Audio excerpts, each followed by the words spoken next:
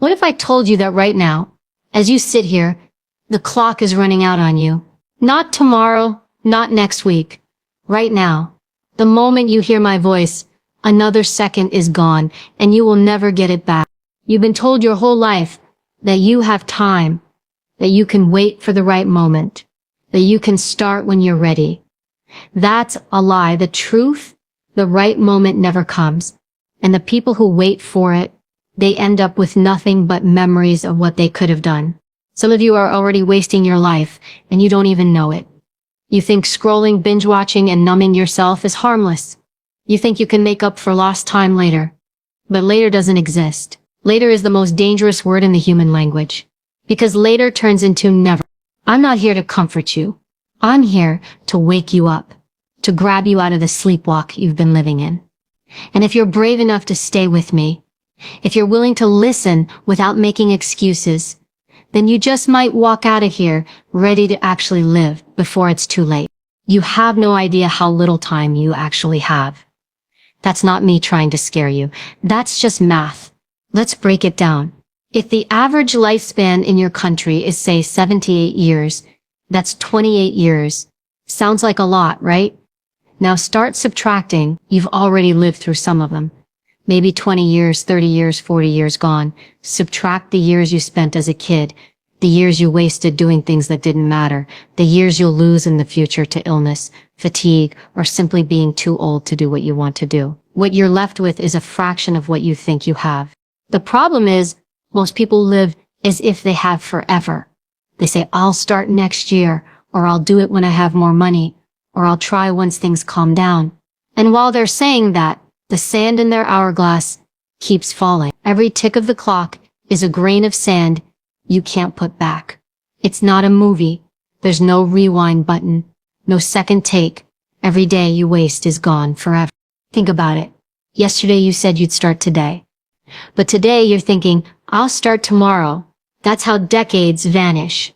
That's how people wake up at 60 or 70 and realize they spent their entire lives preparing to live instead of actually living. You need to start thinking about time the way you think about money. Except money can be earned back. Time, you never get a refund.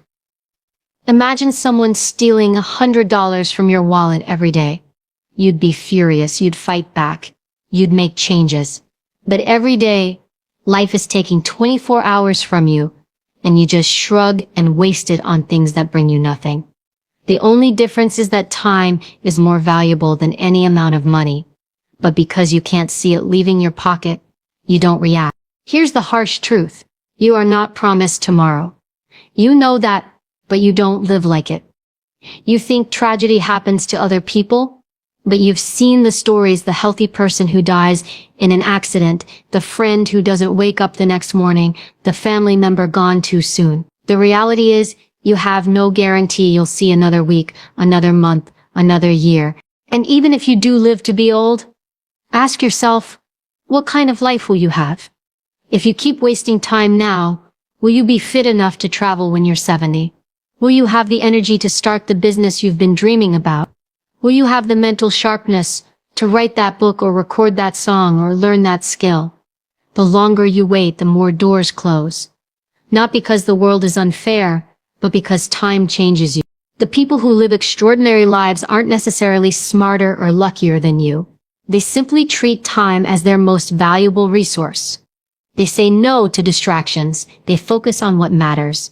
They don't waste energy on petty drama or toxic people. They understand that every choice is a trade-off. Every yes to something meaningless is a no to something that could have changed their life. Right now, you're making those trades whether you realize it or not. When you spend 3 hours scrolling social media, you're trading 3 hours of your life for what? A few funny videos? A couple of news headlines you'll forget tomorrow? That's like taking gold bars and swapping them for scraps of paper. And you're doing it every day. And don't fool yourself into thinking you're busy. There's a big difference between being busy and being productive. Being busy means you're filling your calendar with things that make you feel important but don't actually move you forward. Being productive means you're using your time in ways that create real progress toward your goals. Ask yourself, if someone followed you around with a camera for a week, Would they see a person building their dream life? Or would they see a person just keeping busy until they die? It's time to stop pretending you have an endless supply of tomorrows. You don't. Every breath you take is one closer to your last. You can see that as depressing, or you can see it as liberating. Because once you accept that your time is limited, you start making better choices. You stop tolerating mediocrity. You stop putting up with things that drain you. You stop saying later to the life you actually want. And here's something else to remember. Time is not just about length. It's about quality. You could live to 100, but if 70 of those years are spent doing things you hate, surrounded by people who bring you down, what's the point? Wouldn't you rather have fewer years but fill them with adventure, purpose, and meaning? If you want to know how valuable time is, talk to someone on their deathbed. They don't care about the likes on their posts, the gossip at work, or the arguments they had years ago. They care about the moments they missed, the trips they didn't take, the people they didn't tell, "I love you" enough, the dreams they buried because they thought they had more time. That's the real tragedy. Not death itself, but the regret of a life unlived. You don't have to wait until the end to realize this. You can decide right now that you're going to live differently, that you're going to treat your hours like treasure, guard them fiercely, and spend them on the things and people that matter. Because the truth is, the clock isn't slowing down for you, for me, for anyone. And one day, maybe sooner than you think, your clock will hit zero. The question is, when that moment comes, will you be able to say you spent your time, or that you just let it slip away? You weren't born to blend in. You weren't put on this planet to live a safe, forgettable life. Yet that's exactly what most people choose. Not because they can't do more, but because they've convinced themselves they shouldn't. Somewhere along the way, you started shrinking yourself to make other people comfortable. You started dimming your light, so no one would accuse you of being too much. You started aiming lower because aiming high felt like a risk. Stop. You're playing small because it feels safe. Because when you stay in the shallow end of life, you can avoid the waves. You can avoid the criticism, the failure, the possibility of embarrassment. But here's the trade-off. You also avoid the chance to become who you're meant to be. Playing small doesn't just protect you from the bad stuff. It robs you of the great stuff. Think about it. That idea you've been sitting on for years, you tell yourself you're just not ready. Translation, you're scared.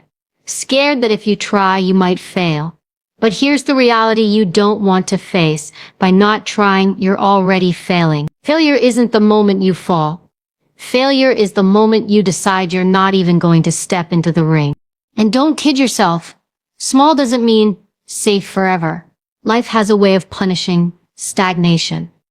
The longer you avoid risk, the more life forces it on you in ways you can't control. You might think you're protecting yourself by playing small. But what you're really doing is building a smaller and smaller world around you until you can barely move. Most people shrink themselves because they're addicted to other people's approval. They won't admit it out loud, but deep down, they care more about what their friends, family, or strangers on the internet think than about their own happiness. So they dress the way they're supposed to dress. They think the way they're supposed to think, and they choose careers that are respectable instead of meaningful. And then one day they wake up realizing they've built a life for everyone except themselves. Here's the truth. The people who judge you for going big, they're already playing small. Your ambition makes them uncomfortable because it reminds them of what they're not doing. The critics are rarely the ones in the arena. They're the ones sitting in the stands, safe and unseen. So why give their voices more weight than your own? And I get it. You tell yourself, I just want to be realistic. But let's be honest. Realistic is a code word for afraid. People hide behind it because it sounds wise, but in reality, it's the excuse that kills more dreams than failure ever will. The irony is, what's truly unrealistic is thinking you can live a small life and somehow feel fulfilled. You can't. You will always feel that gnawing inside you, that quiet voice saying you're meant for more. And the longer you ignore it, the louder it will get. Playing small also means you stop challenging yourself. You do what's easy, what's familiar. But growth never comes from ease. Think about the moments in your life that shaped you the most. Were they comfortable? No. They were the times you were scared, uncertain, and way over your head, but you kept going. That's where confidence comes from. That's where resilience is built. And the more you stay small, the more you rob yourself of those moments that make you strong. You might be thinking, well, what if I try to go big and I'm not good enough? Let me break something to you. No one is good enough at the start. You become good by stepping up, by taking hits, by learning as you go. Every expert was once a beginner. Every success story started with a messy, imperfect first step. But if you're waiting to feel ready, you're gonna wait forever. Here's a harsh reality. If you don't start betting on yourself, you're betting against yourself. Every day you stay in your comfort zone, you're making the decision not consciously but definitely that your current life is the best you'll ever get. And maybe that's fine for some people, but if you've ever dreamed of more, then you owe it to yourself to try. Stop thinking small actions won't matter. They do.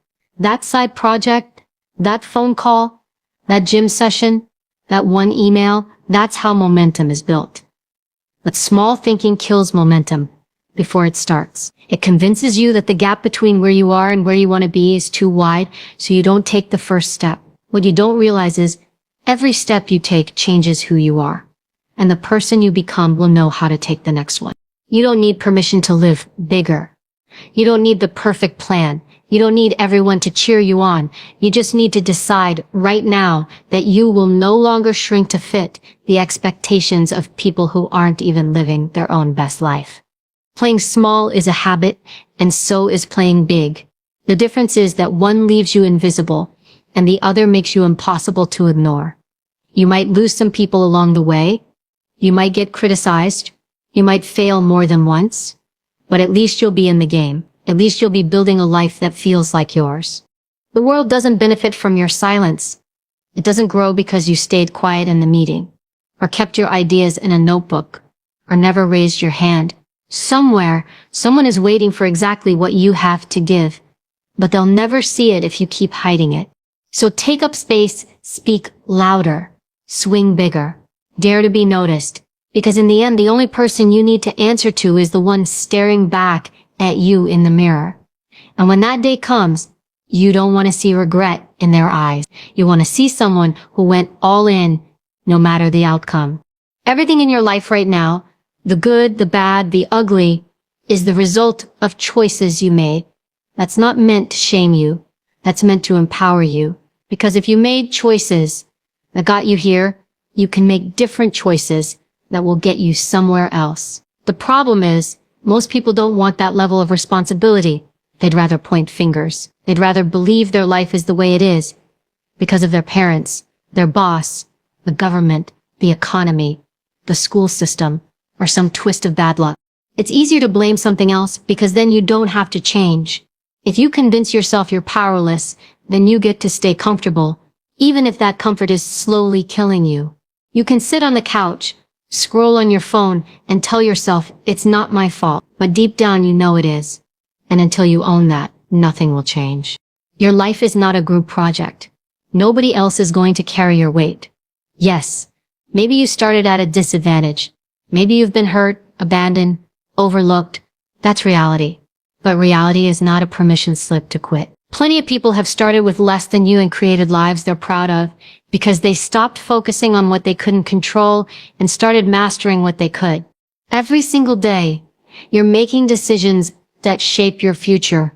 What time you wake up, what you eat, whether you exercise, who you spend time with, how much you read, how you spend your money, how much effort you give at work. Each choice is a vote for the kind of person you're becoming. And the scary thing, most people aren't even conscious of these choices. They're on autopilot, letting habits and emotions run the show. But here's the truth. You are not your feelings. You're not your mood. You're not even your past mistakes. You are what you decide to do next. That's it. The moment you start taking ownership of every choice, no matter how small, you start building momentum. It's like driving a car. If you're holding the steering wheel, you might not be able to control the weather or the road conditions, but you can choose when to brake, when to accelerate, and which direction to turn. The people who succeed in life are the ones who keep their hands on that wheel. The ones who fail are the ones who sit in the passenger seat, complaining about where the car is going, but refusing to drive. And let's be honest,